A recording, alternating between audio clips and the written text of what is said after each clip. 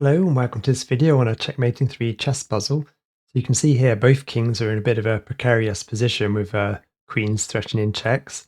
It's white to go, and can you work out the Checkmate in 3? First of all, you can see that if we don't play a forcing move, black can actually get a checkmate in 2 by moving the queen in and across like this. If we attempt to check the king with the knight, the king can just sort of move forwards, and although we can get another follow-up check with the queen, the king can then escape, and we're actually now looking like a drawish situation.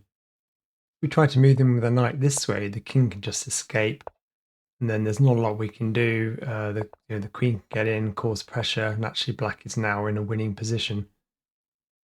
If we start off with a check by the queen, the king can move out of the way. If we then try and grab this pawn, the king can then move back up. So then we're in a situation where the queen can be blocked by the rook, which is very drawish. Okay, so the solution to this one is to check the king on the back rank, which forces the king to move up to this square.